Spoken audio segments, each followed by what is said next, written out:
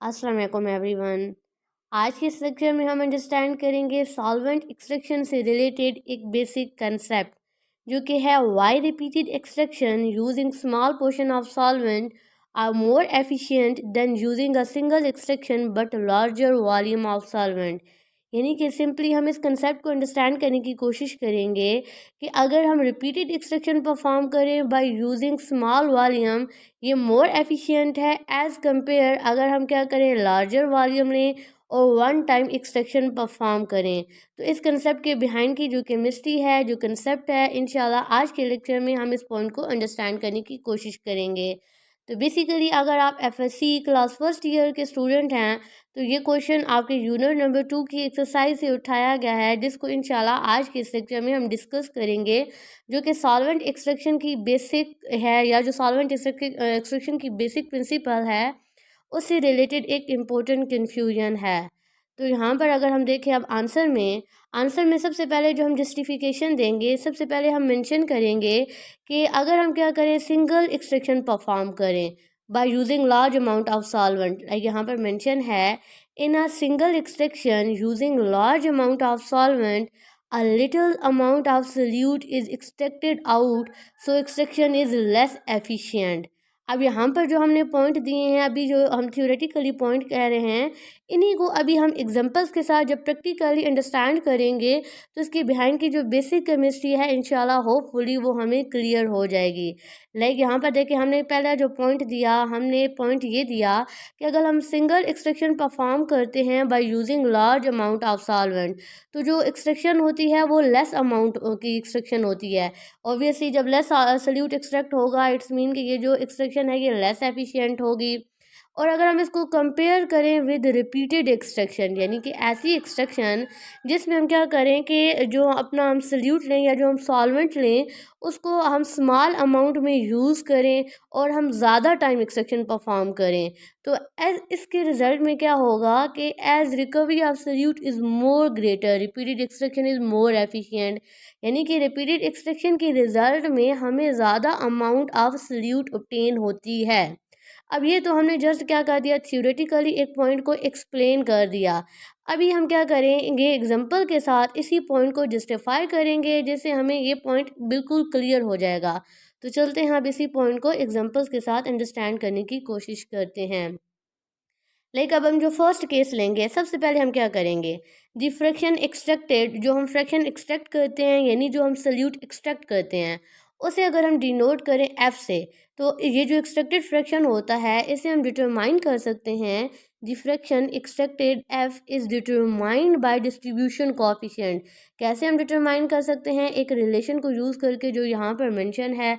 यहाँ पर एफ देखें, एफ क्या है, जो सल्यूट की अमाउंट हमने एक्सट्रैक्ट करनी है। और यहाँ पर कैपिटल की टी क्या है, यहाँ पर देखिए मेंशन है कैपिटल की टी जो है, सॉरी कैपिटल डी जो है ये क्या है, डिस्ट्रीब्यूशन कोएफिशिएंट है। और जो यहाँ पर हमारे पास स्मॉल बी है ये बेसिकली क्या है, रिलेटिव वॉल्यूम है ऑफ टू फेजेस। तो सिंपली हम कह सकते हैं कि हम इस इक्वेशन को यूज़ करके हम इस कंसेप्ट को इजीली अंडरस्टैंड कर सकते हैं। लाइक कैसे, देखें यहाँ पर थ्योरी में हमने पहले पॉइंट क्या कहा कि जो हम लोग सिंगल टाइम एक्सट्रैक्शन परफॉर्म करते हैं उसमें हम क्या करते हैं, लार्जर वॉल्यूम ऑफ सॉल्वेंट को यूज़ करते हैं। तो अब हम एग्जांपल में भी ऐसे ही करेंगे कि एग्जांपल में लाइक हम यहाँ पर देखें, सबसे पहले जो हम डी लेंगे, कैपिटल डी, जो डिस्ट्रीब्यूशन कॉफिशेंट है ये हमने कितना लेना है, 1 लेना है। और जो यहाँ पर स्मॉल बी है यानी कि जो रिलेटिव वॉल्यूम है इसको भी हम क्या लेंगे, 1 लेंगे।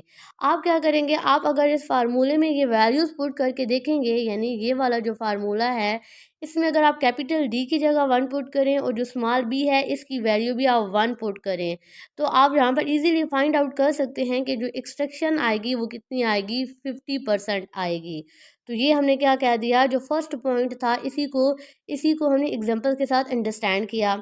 अब इसको हम कंपेयर करते हैं विद रिपीटेड एक्सट्रैक्शन, जो कि हमारा सेकेंड पॉइंट था। यानी कि अब इस पॉइंट को हम प्रैक्टिकली या एक्सपेरिमेंटली जस्टिफाई करते हैं कि क्यों हम कह रहे हैं जो रिपीटेड एक्सट्रैक्शन है वो मोर एफिशिएंट है। तो लाइक अब अगर हम क्या करें, सेम यही फार्मूला यूज़ करें, जो हमने फार्मूला यहाँ पर मेंशन किया है, अगर हम इसी फार्मूला को यूज़ करें और अगेन एक्सपेरिमेंट परफॉर्म करें, लेकिन अब हमने माइंड में क्या रखना है, अब हमने स्मॉलर पोर्शंस यूज़ करने हैं और रिपीटेड टाइम एक्सट्रैक्शन परफॉर्म करनी है। तो वो कैसे होती है, वो यहाँ पर इस स्लाइड में हमें क्लियर हो जाएगी। अब हम क्या करेंगे, जब फर्स्ट टाइम हम लेंगे तो डी यानी जो डिस्ट्रीब्यूशन कोएफिशिएंट है इसको तो हम 1 ही लेंगे, लेकिन जो बी था यानी कि जो वॉल्यूम रेशो थी उससे हम फर्स्ट टाइम क्या कर लेंगे, 1/2 कर लेंगे, यानी हम कितना लेंगे, हाफ लेंगे। हम अब 1 नहीं लेंगे बल्कि कितना लेंगे, 1/2 करेंगे, इट्स मीन कि 0.5। तो जो हमारे पास एक्सट्रैक्शन आएगी वो कितनी आएगी, 33%। अब ये 33% कैसे आई है, आपने अगेन सेम काम करना है कि यही जो फार्मूला यहाँ पर हमने मेंशन किया है, यहाँ पर आपने सिंपली वैल्यूज़ पुट करनी है। क्या वैल्यूज़ पुट करनी है, आपने डी की जगह 1 पुट करना है और बी की वैल्यू अब हमने 1 नहीं बल्कि क्या पुट करना है, 0.5। तो आप देखेंगे कि आपका आंसर आएगा 33%। यानी कि जब हमने बी की वैल्यू कितनी ली, 0.5%, तो जो एक्सट्रैक्शन हुई वो कितनी हुई, 33। अब हम क्या करेंगे कि अगेन फिर इस प्रोसेस को रिपीट करेंगे। अब हम कैसे रिपीट करेंगे कि बी देखिए पहले हमने कितना लिया था, 1/2। अब हम बी कितना लेंगे, 1/3 ले लेंगे। तो इट्स मीन आप जब 1/3, अब हमने बी की जगह क्या पुट करना है, 1/3 पुट करना है, यानी कि फार्मूला अब हमारे पास अगेन सेम है। जस्ट जो यहाँ पर स्मॉल बी है इसकी वैल्यू अब हमने क्या पुट करनी है, 1/3। जब आप वैल्यूज़ पुट करेंगे तो आप खुद इसका रिजल्ट फाइंड आउट कर लेंगे कि अब जो आपके पास आंसर आएगा वो क्या आएगा, 25% आएगा। होपफुली ये आपको क्लियर हो रहा होगा कि रिपीटेड एक्सट्रैक्शन में जब सेकेंड टाइप अब हमने लिया, कितना लिया, 1/3, तो अब जो एक्सट्रैक्टेड अमाउंट आएगी वो कितनी आएगी, 25%। नेक्स्ट अब हम क्या करेंगे कि अब अगर हम क्या करें, जो अमाउंट लें वो कितनी लें, 1/4, यानी कि 1/4 जब हम अमाउंट लेके बी की जगह आप क्या पुट करोगे, अब आप अब बी की जगह पुट करोगे 1/4। तो आप देखोगे जो आंसर आएगा आपके पास, यहाँ पर आंसर आएगा बी की वैल्यू पुट करने से 1/4, यानी कि डी आपने एग्जैक्टली सेम रखना है इस फार्मूला में। जस्ट अब आपने क्या करना है, बी की जगह क्या पुट कर देना है, 1/4।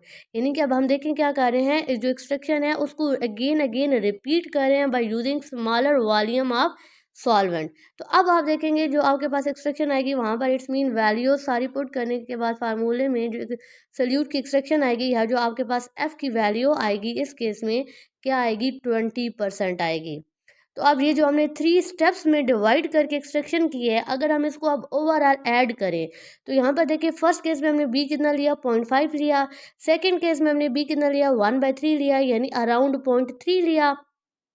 थर्ड केस में हमने बी यहाँ पर देखें, यहाँ पर क्या लिया, 1/4 लिया, यानी हमने बी कितना लिया, 0.2 लिया। अब अगर हम इन सारी वैल्यूज़ को ऐड करें तो बी हमारे पास कितना आ रहा है, 1 आ रहा है। और जो हमारे पास फ्रैक्शन में एक्सट्रैक्टेड सल्यूट आया है, अगर उसकी वैल्यू को भी हम ऐड कर लें तो फर्स्ट केस में हम देख सकते हैं कि हमारे पास 33% एक्सट्रैक्शन हुई है। सेकेंड केस में हमारे पास 25% एक्सट्रैक्शन हुई है। थर्ड केस में 20% एक्सट्रैक्शन हुई है। तो अगर हम इन सारी रिपीटेड एक्सट्रैक्शंस को ऐड कर लेंगे तो हमारे पास टोटल जो एक्सट्रैक्शन होगी वो 78% होगी। अगर हम इस डाटा को कंपेयर करें विद दिस एक्सपेरिमेंट तो हम क्लियरली देख सकते हैं, जब हमने वन टाइम एक्सपेरिमेंट किया या वन टाइम एक्सट्रैक्शन परफॉर्म की तो हमने जो अमाउंट एक्सट्रैक्ट की वो कितनी एक्सट्रैक्ट हुई, 50%। लेकिन इसी फिनोमेना को जब हमने रिपीट करके किया तो हम क्लियरली यहाँ पर डाटा से देख पा रहे हैं कि अब हमारी जो एक्सट्रैक्शन हुई है, जो हमने सॉल्वेंट या जो हमने सैंपल एक्सट्रैक्ट किया वो कितना किया है, 78% एक्सट्रैक्ट किया है। तो होपफुली यहाँ पर एग्जाम्पल के साथ आपको ये पॉइंट क्लियर हुआ होगा कि या ये जो जस्टिफिकेशन है या ये जो कंसेप्ट है ये आपको क्लियर हुआ होगा कि वाई रिपीटेड एक्सट्रैक्शन बाय